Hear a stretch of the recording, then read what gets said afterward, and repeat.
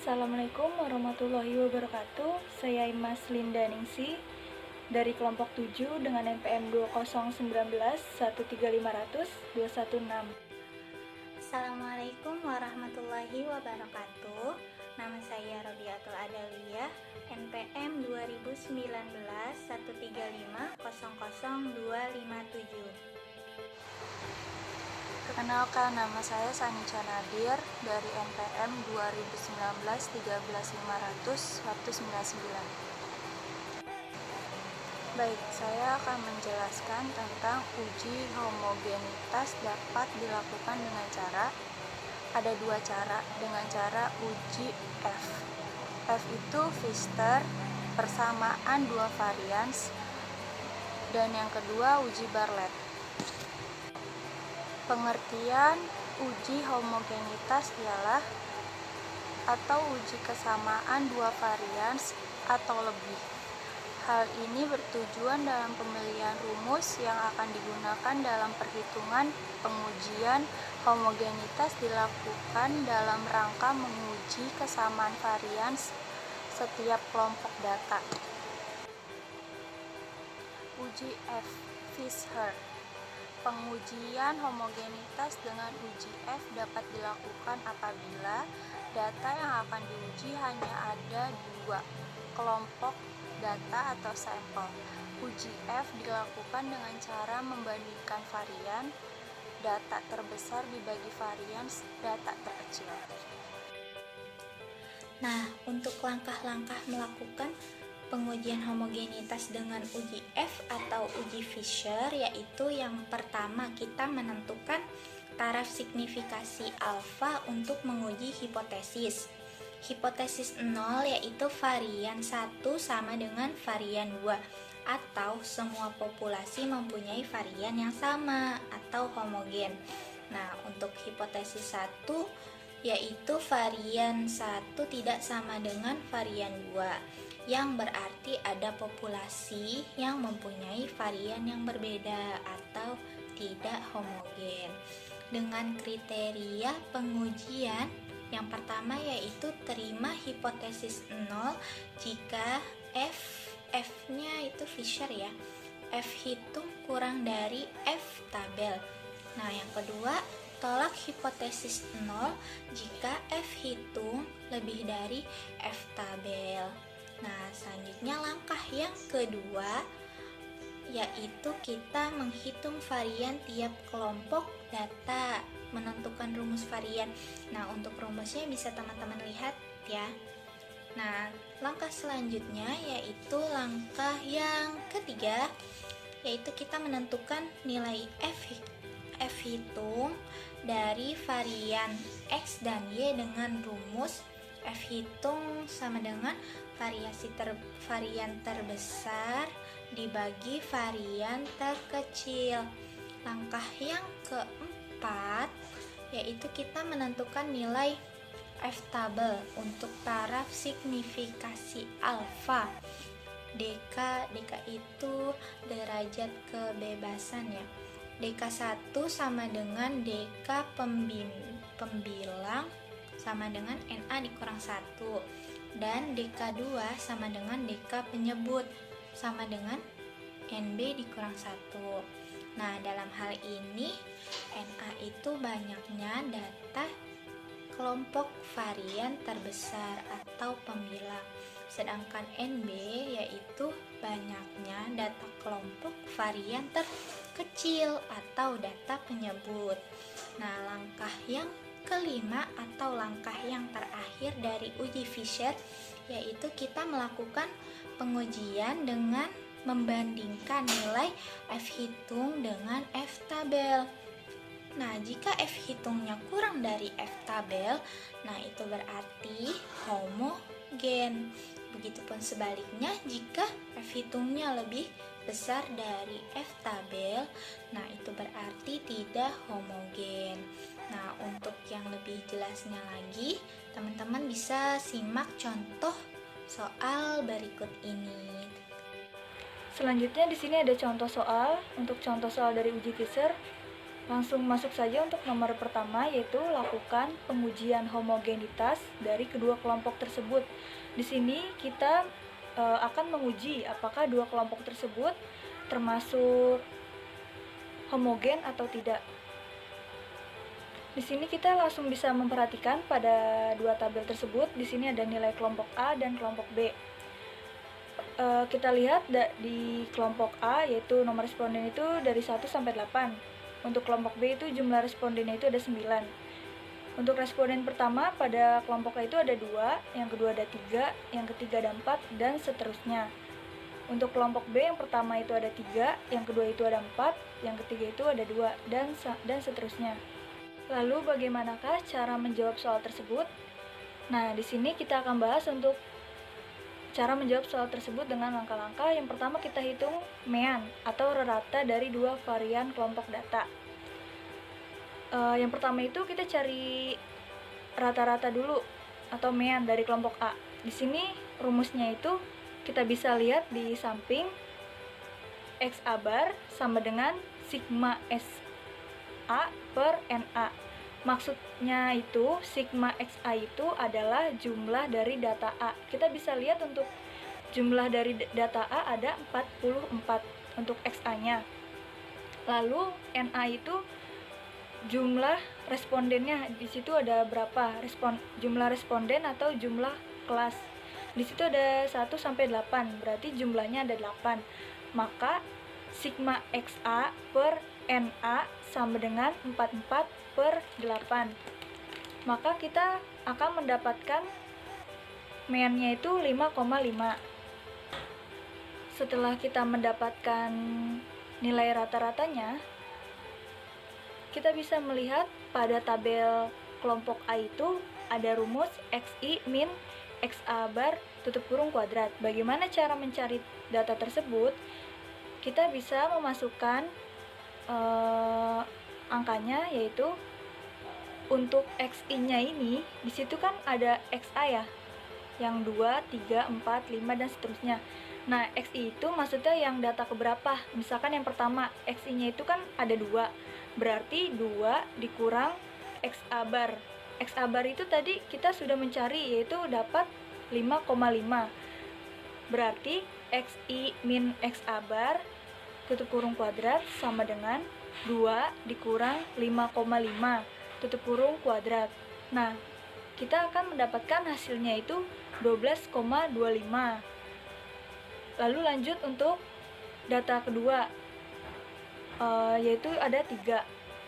Kita masukkan lagi di rumusnya, XI min XA bar tutup kurung kuadrat sama dengan 3 dikurang 5,5 tutup kurung kuadrat, maka akan mendapatkan hasil 6,25 dan seterusnya.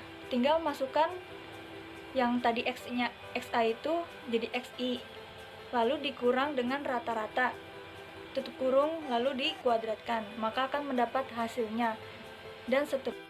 Lalu kita selanjutnya mencari rata-rata kelompok B. Di sini rumusnya XB bar. XB bar sama dengan sigma XB per NB. Sigma XB itu yaitu jumlah dari XB-nya ada berapa. Di sini kan untuk sigmanya itu ada, kita lihat paling bawah itu ada 38 per NB. NB-nya itu jumlah responden atau jumlah kelasnya. Di sini ada 9. Berarti 38 per 9 sama dengan 4,2. Setelah mendapatkan nilai rata-rata kelompok B, maka kita langsung masuk ke rumus XI min XB bar tutup kurung kuadrat. Kita lihat pada responden yang pertama itu XB-nya ada 3. Lalu kita masukkan saja untuk XI-nya itu adalah 3 dikurang XB bar. Kita sudah mendapatkan nilai XB bar itu tadi 4,2. Maka 3 dikurang 4,2 tutup kurung kuadrat, maka hasilnya adalah 1,49.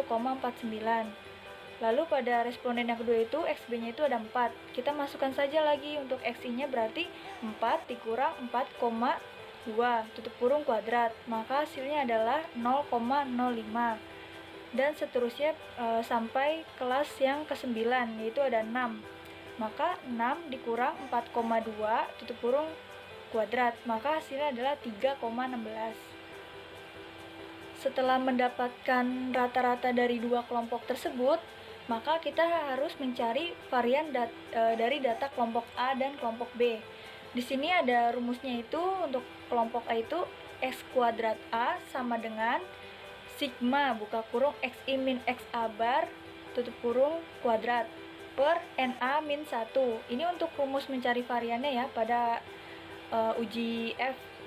Maka kita mendapatkan untuk sigma XI min XA bar itu kan tadi sudah kita ketahui tuh, untuk yang pada tabel itu nanti kita sudah mendapatkan hasil-hasilnya lalu dijumlahkan. Maka kita bisa lihat di sini untuk sigma dari sigma XI min XA bar kuadrat pada kelompok A itu ada 42,00. Selanjutnya kita mencari varian data pada kelompok B. Sama saja untuk mencari varian data kelompok B itu seperti varian data kelompok A, kita tinggal masukkan rumusnya, yaitu XSB kuadrat sama dengan sigma buka kurung XI min XB bar tutup kurung kuadrat per NB min 1. Kita tinggal masukkan untuk sigma XI min XB bar tutup kurung kuadrat itu kita bisa lihat pada tabel kelompok B itu paling bawah itu hasilnya 27,56. Berarti 27,56 per tadi NB-1 itu kita dapat dari jumlah responden atau jumlah kelas pada kelompok B itu ada 9. Maka 9 dikurang 1. Jadinya 27,56 per 9 min 1 sama dengan 27 per 56 dibagi 8. Maka hasil dari varian data kelompok B itu adalah 3,4. Lalu langkah kedua dalam menjawab soal tadi itu kita menghitung nilai FO atau kita mencari F hitungnya dulu nih berapa. Di sini rumus F hitung itu varian terbesar dibagi varian terkecil. Tadi kan kita sudah mencari nilai varian dari kedua kelompok tersebut, dari kelompok A dan kelompok B itu. Nah, kita tinggal masukkan saja untuk nilainya. Varian terbesar itu ada 6,0 per varian terkecilnya itu ada 3,4. Maka akan mendapatkan hasil 1,765. Lalu langkah ketiga kita menentukan F tabel. Jadi kita mencari DK-nya dulu. DK ini maksudnya derajat kebebasan. Di sini ada DK pembilang dan DK penyebut. Jadi di sini untuk rumus DK pembilang sama dengan NA-1. NA-nya tadi untuk jumlah kelasnya. Untuk yang tabel pertama kan tadi ada 8 kelas. Jadi 8 dikurang 1 sama dengan 7, yaitu untuk varian terbesarnya. Dan untuk DK penyebutnya tadi adalah rumusnya NB-1 sama dengan untuk yang kelompok B tadi kan untuk jumlah kelasnya ada 9, berarti 9 dikurang 1 sama dengan 8 untuk varian terkecilnya. Dengan taraf signifikan alfa, yaitu kita di sini untuk patokan F tabelnya ini menggunakan taraf 5% atau 0,05. Maka diperoleh F tabelnya itu 3,50. Pasti pada bingung kan 3,50-nya itu dari mana? Kita bisa langsung membuka F tabel pada persenan 0,05. Kita bisa lihat pada buku statistika dasar, untuk halamannya ada di halaman 426. Di sini tadi kan kita sudah mendapatkan DK pembilang dan DK penyebut. Nah, DK pembilang itu yaitu kelompok. DK pembilang itu kita bisa lihat pada kolom, dan DK penyebut itu kita bisa dilihat pada baris. Untuk DK pembilang itu tadi kita mendapatkan hasil 7 ya. Berarti kita lihat pada kolom 7, lalu untuk DK penyebutnya kita dapat angka 8. Maka kita melihat pada baris 8. kita lihat angka yang didapat adalah 3,50. Maka cara mudah untuk membaca F-tabel ini adalah kita melihat dulu untuk deka pembilangnya yaitu berapa dan deka penyebutnya berapa. Setelah mendapatkan deka pembilang dan penyebut, kita tinggal masukkan saja. Untuk deka pembilang itu kan tadi ada 7, berarti ada di kolom 7, dan deka penyebut adalah 8, maka ada di baris 8. Maka kita akan mendapatkan hasil dari F-tabel tersebut. Setelah kita mendapatkan hasil dari F-hitung dan F-tabel, lalu langkah selanjutnya itu yang keempat itu kita bandingkan F-hitung dengan F-tabel. Ternyata F-hitung itu lebih kecil dari F-tabel, yang itu nominal itu tadi untuk F-hitung itu 1,765 dan untuk F-tabel itu 3,50. Maka untuk HO-nya diterima dan dapat disimpulkan untuk kelompok data tersebut memiliki varian yang sama atau homogen. Gitu. Jadi di sini kesimpulannya itu apabila F-hitung lebih kecil dari F-tabel, maka data tersebut homogen dan dapat diterima. Jika HO-nya itu terbalik, seperti F-hitung lebih besar dari F-tabel, maka kita harus menolaknya, berarti dia bukan homogen. Kalau uji Bartlett ialah pengujian homogenitas dengan uji Bartlett dapat diperuntukkan apabila data yang diuji lebih dari 2 buah kelompok data atau sampel. Nah, untuk langkah-langkah pengujian homogenitas dengan uji Bartlett, yang pertama kita sajikan dulu data semua kelompok sampel. Nah, untuk format tabelnya nih teman-teman bisa lihat ya. Nah, setelah data kita sajikan dalam tabel, langkah selanjutnya kita menghitung rata atau min dan varian serta derajat kebebasan atau deka dari setiap kelompok data yang akan diuji homogenitasnya. Nah, setelah itu kita sajikan deka, varian, atau bisa kita tulis S kuadrat dari setiap kelompok sampel dalam tabel pertolongan. Jadi nanti teman-teman bisa buat tabel pertolongannya dulu, serta sekaligus hitung nilai logaritma dari setiap varian kelompok dan hasil kali deka dengan logaritma varian dari tiap kelompok sampel. Nah, ini juga nanti bisa ditaruh di tabel pertolongan itu. Untuk format tabel pertolongannya teman-teman bisa lihat nih pada tabel ini.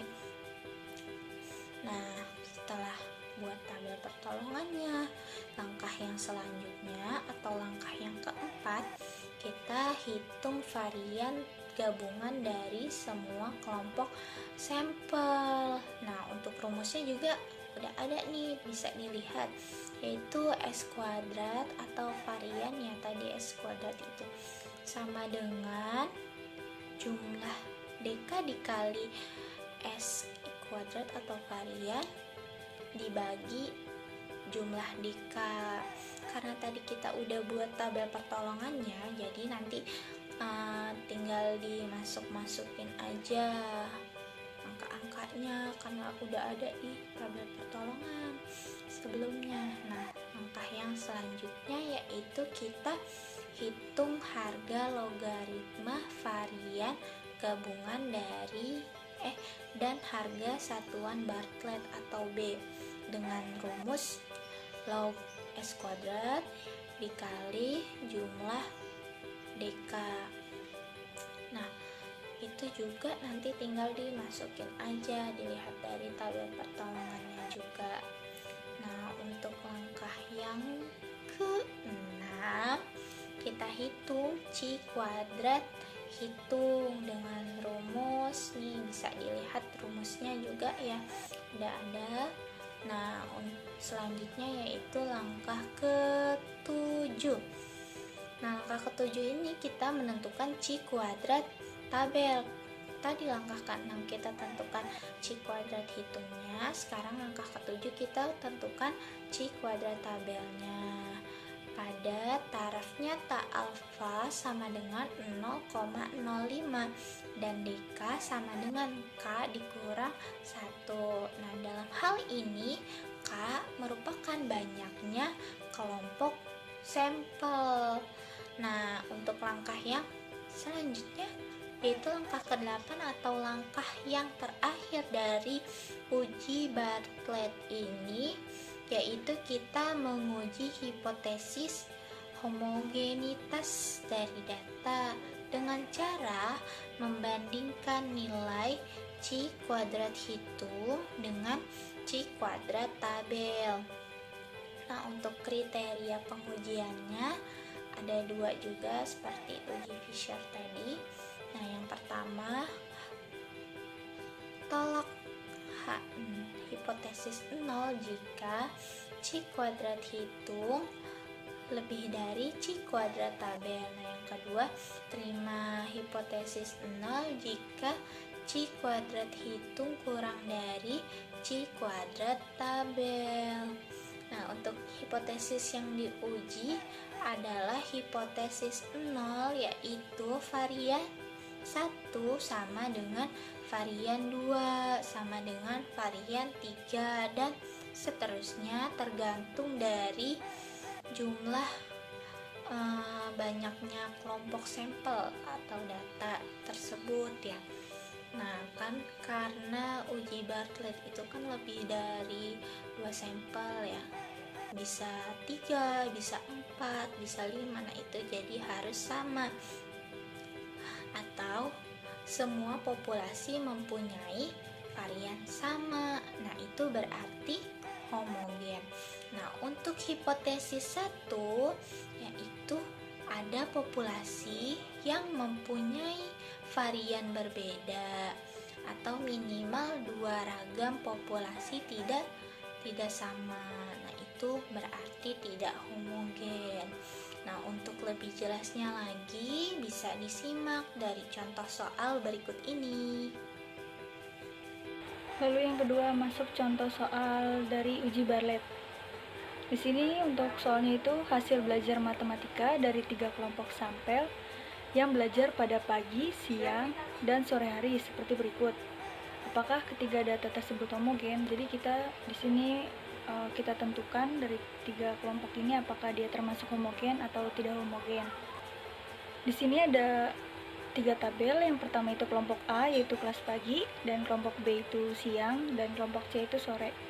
Lalu untuk menjawab soal tersebut kita bisa lihat pada tabel uji Bartlett ini kita masukkan juga untuk rumus XAI min XA bar tutup kurung kuadrat, terus yang B juga XBI min XB bar tutup kurung kuadrat, dan yang C juga kita masukkan yaitu XCI min XC bar kuadrat. Kita bisa mencari sigma dari XA. Untuk jumlah kelas dari XA itu kan kita bisa lihat datanya ada 2, 3, 4, dan seterusnya. Itu jumlahnya itu ada 35 untuk kelompok yang A. Dan untuk data kelompok B, untuk sigmanya itu ada 34. Dan yang kelompok C, untuk sigma total keseluruhannya adalah 37. Lalu pada bawah sigma itu ada NI. Maksud NI itu adalah jumlah kelasnya ada berapa. Pada kelompok A itu jumlah kelasnya ada 8 kelas. Yang untuk kelompok B itu ada 7 kelas. Dan kelompok C itu ada 8 kelas. Selanjutnya kita mencari rata-rata dari setiap kelompok data. Lalu kita bisa melihat untuk kepada kolom XAI min X A bar tutup kurung kuadrat itu mencarinya sama kayak waktu pas pengujian uji F. Lalu untuk tabel paling bawah itu kan kita mencari X kuadrat. X kuadrat itu maksudnya kita mencari varians dari data dari ketiga data tersebut. Untuk rumusnya untuk varians itu sama dengan mencari varians pada uji F. Yaitu rumusnya X kuadrat XI kuadrat sama dengan sigma buka kurung xi min xa bar tutup kurung kuadrat per n min 1. Lalu kita tinggal masukkan saja untuk sigma xi min xa bar tutup kurung kuadrat itu hasilnya yang tadi kita cari, kita jumlahkan, maka kita mendapatkan 13,88. Berarti 13,88 per n-1. N-1 itu tadi jumlah kelasnya. Untuk yang data A itu kan jumlah kelasnya ada 8. Berarti 8 dikurang 1. Berarti 13,88 per 8-1 sama dengan 13,88 dibagi 7. Hasilnya 1,98. Dan begitu pula dengan kelompok yang B dan juga kelompok yang C. Lalu untuk langkah kedua atau langkah selanjutnya itu kita buat tabel penolong yang diperlukan dalam uji Bartlett. Untuk tabelnya kita bisa lihat pada halaman 148. Di sini ada kelompok sampel DK atau n-1, terus ada xi kuadrat, terus ada log xi kuadrat, terus ada dk log si kuadrat, dan dk dikali si kuadrat. Lalu pada tabel ini kita tinggal masukkan saja untuk hasil-hasilnya yang tadi kita dapatkan dari yang kita cari. Pada kelompok sampel A yang pertama itu kita mendapatkan dk derajat kebebasan atau n-1, berarti jumlah kelas dikurang 1. Pada kelompok A itu kan jumlah kelasnya ada 8, berarti 8 dikurang 1 dapat 7. Lalu untuk SI-nya itu kita mendapatkan 1,98. Lalu untuk log SI-nya itu kita cari log SI kuadrat, maka kita cari log dari 1,98, maka hasilnya 0,2966. Lalu pada kolom DK log SI berarti DK yang tadi pada A itu kan ada 7 dikali log SI 0,2966, berarti 7 dikali 0,2966, maka hasilnya 2,762.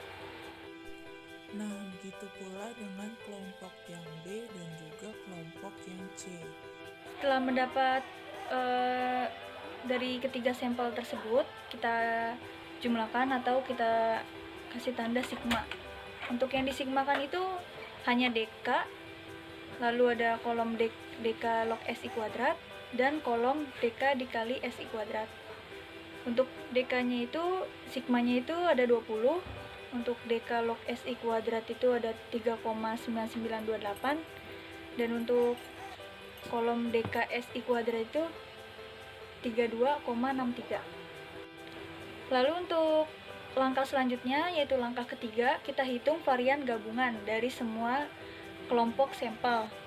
Kita lihat di sini ada rumusnya SI sama dengan sigma NI-1 tutup kurung SI kuadrat per sigma NI-1 sama dengan, kita mendapatkan rumusnya itu sama dengan sigma buka kurung DK dikali SI kuadrat per sigma DK.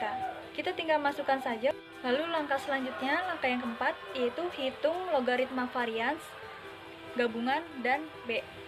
Lalu langkah selanjutnya, langkah yang kelima, kita menentukan Ci kuadrat atau Ci hitung. Untuk rumus Ci hitung itu ln 10 buka kurung B min sigma DK dikali log SI kuadrat. Lalu kita tinggal masukkan saja untuk angka-angkanya.